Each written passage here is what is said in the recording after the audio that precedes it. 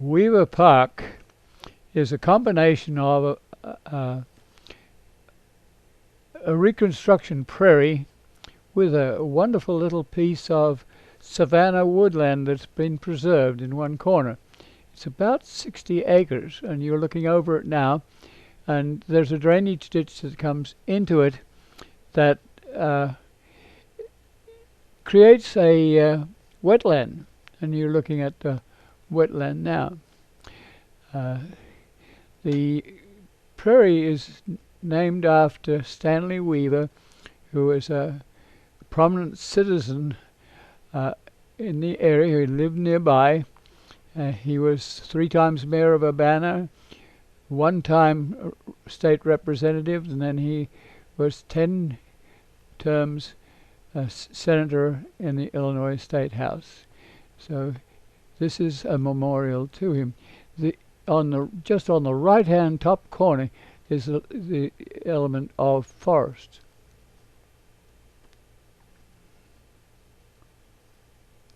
Yellow is yellow cornflower. And there are grasses there too. This is the pond, and the pond has wetland species in it, and wildlife. I was standing there the other day, and a goose went by with its husband and wife and the tribe of young ones. You're looking at Culver's Root on the left and Bee Balm on the right. These are on the edge of that pond, and as you go down to the pond, you get plants that are more used to having wet feet.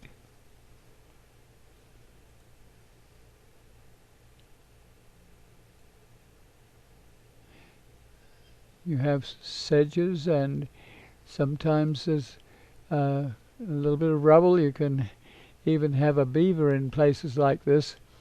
Not that everyone enjoys a beaver, because beavers have their own mind about how they'd build dams and live underneath the dam.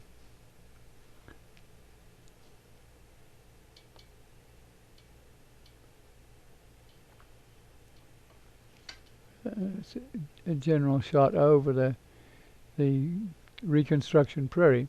It's probably about 5 or 6 years old, and it's starting to look like a prairie. Might even be 10 years old.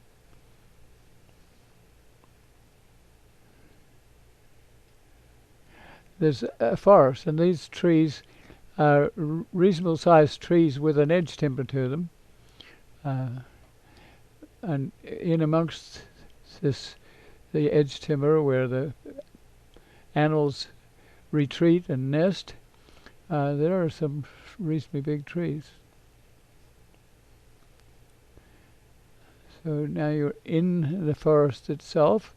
There's a slight depression here which allowed the trees to be preserved, and we have to say thank you to the people who have saved these trees.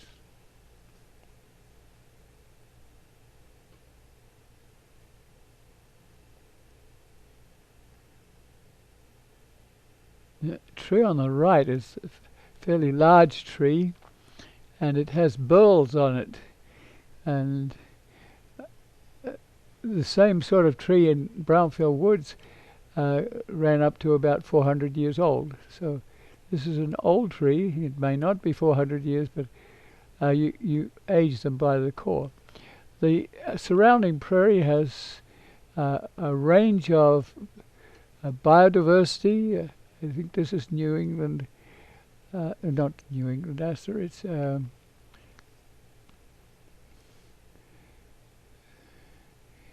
mint.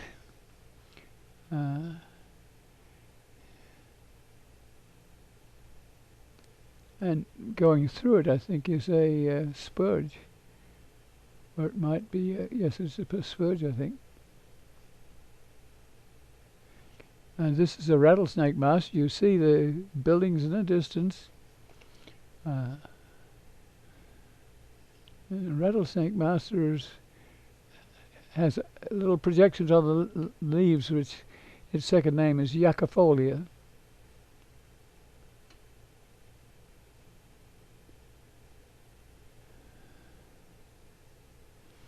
they've put in a path that gives it a little bit of a curve so that the prairie extends out onto the roadway. That's Main Street on the right-hand side. And you can see the prairie on the left, and a little bit of overhanging tree is part of the edge timber of the forest. Slightly more close up with some of the plants that are there. It's a lot of, in June, there's a lot of green, a lot of early growth, and in time we'll have a lot of prairie vegetation there.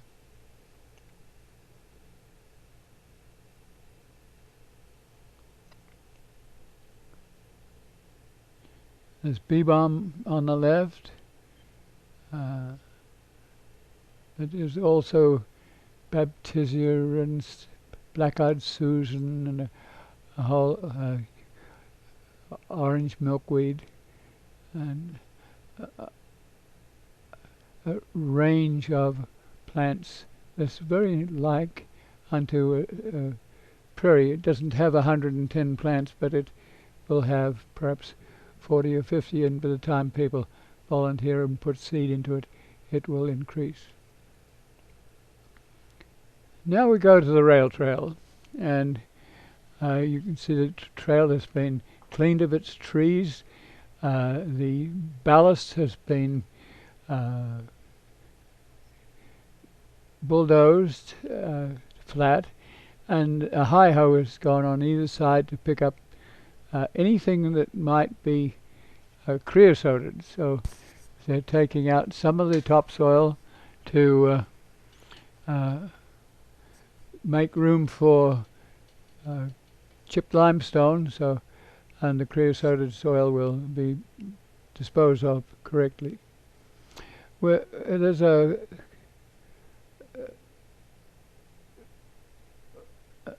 nearby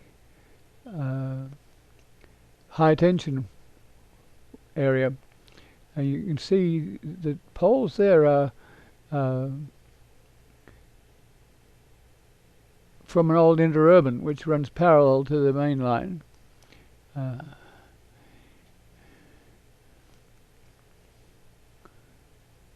in the distance, away in the distance, is Walmart. So this, and you see the cars going through on the right-hand side are on 150, which is this. Usually the roads parallel the railroad lines. The railroad lines came first. On the right-hand side, there's a pile of soil ready to go away. This is the power grid lines that go across, so forever underneath this there will be no trees because the trees may short to the ground.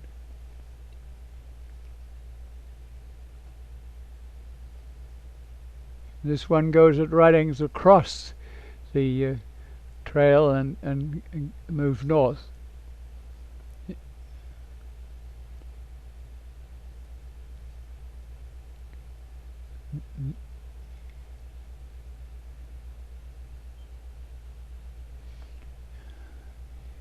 Here's a hi-ho working on the approach to the trail.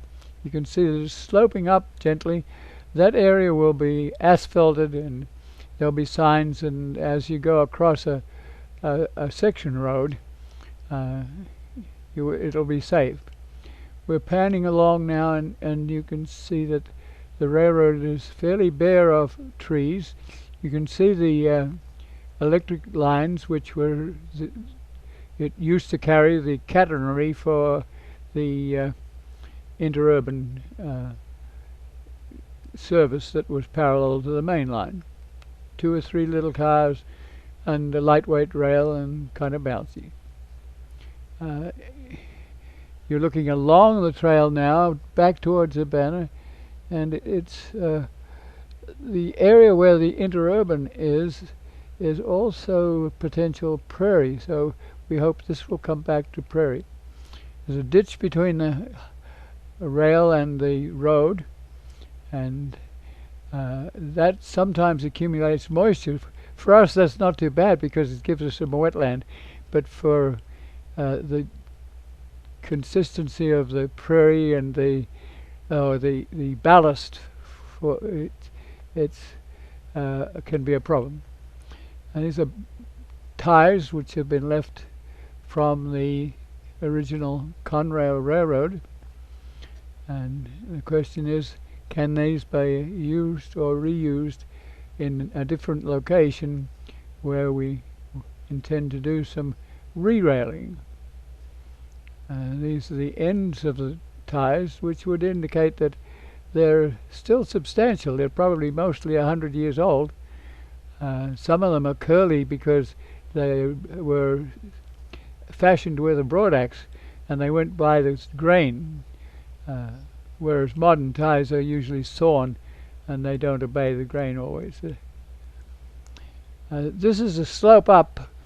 You can see the sign there that is barricading at the moment, but this will be a gentle slope up for bicycles and wheelchairs to go along the corridor. On the right hand side you can see Fulls Elevator, and again you see the pole, which is the old way that electricity came in, and that was how the interurbans provided electricity for the local communities like St. Joe.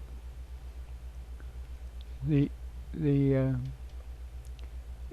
pole is on the north side of the interurban, so most of the interurban right-of-way has been put into, in this case, soybeans.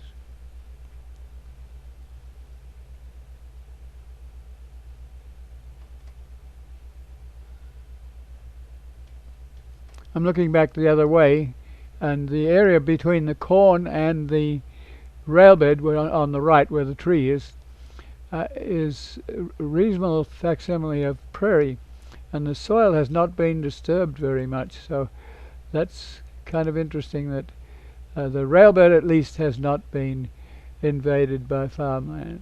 That probably the farmer has bought the land in between. Now you're at Fulls and you're looking down, and the question might be, how do you interface with the elevator? Do you put a fence up and not be friendly, or can people enjoy knowing a little bit about the function of an elevator? And I think the latter is probably the possibility. There's at the end of it there's a sheepfoot roller which has been used to compact it. I think they've already put down some limestone. They're panning around to see the elevator, which has been expanded recently. GMO corn has been yielding a heavier load, so that bin on the right is an almost brand new bin. There's also drying equipment there to take the moisture from, perhaps if you harvested 28% moisture, it has to go down to about 14% moisture. So there is a technology there. It's farmland, and people using the trail should know about that. Now we've moved a little further to the east and looking down the trail, and you can see that it's compacted nicely. If in the distance near the tree there has been added limestone, I'm pretty sure.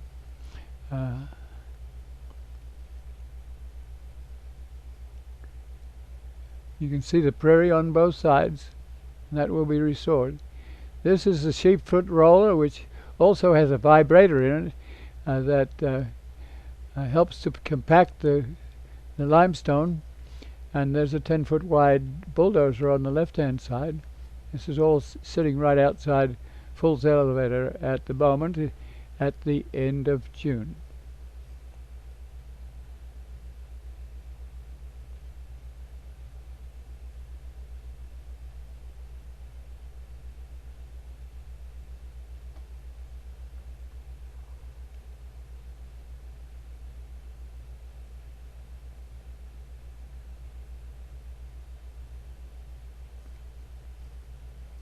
Now we're looking at probably a farm that has not bought the interurban. You can see to the right of the interurban poles there's about 30 feet of land that is mown, and that is probably Illinois Traction territory.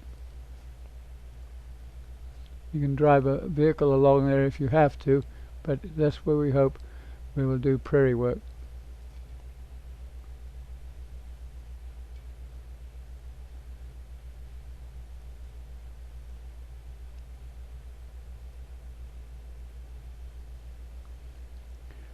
Looking back at the elevator, you see that this is a fairly large collection unit. We had hoped that it might use the railroad to get back into Banner, and Fulls actually tried to do that, but it was meant that they would have to move one or two of the poles of the interurban, and that would have been very costly, so they decided to ship by road. Some of the prairie that's in this general area is very nice. You get verbena here in the background. It's not quite in flower yet, but there's yellow coneflower. It's rich in prairie, and we're very jealous of that contribution to nature. We're down to at least 0.01% of the prairie that was remnant prairie in this area before settlement. There's a combined yellow coneflower there, and there's one black-eyed Susan. Just casually walking along, and this is grass growing on the interurban right-of-way. And so if all were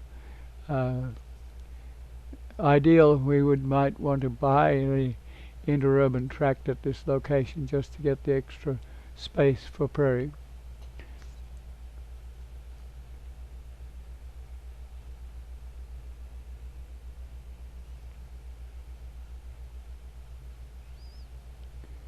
Now we're looking towards Pioneer Grain, which is near to St. Joe, and the soybeans on the right is coming up to the edge of the interurban. The spot that's sort of well known is interurban corridor. Pioneer Grain is in the mid-distance. This is what the corridor looks like. It's kind of ashen at the moment because I think that they've put down chipped limestone already. You're not allowed to use the trail yet, so that's why the barricade is there. I'm standing on the road. So this little piece will eventually be asphalted down to the road, across the road, and up the other side. At this point, the railroad is very level with the road. We have a road that goes off the main 150 to St. Joe, and it's a very low use road, but still there's a temptation to mow, and it's that little phone booth there has prairie growing around it. So in front where it's mown, if not mown, the prairie would express itself.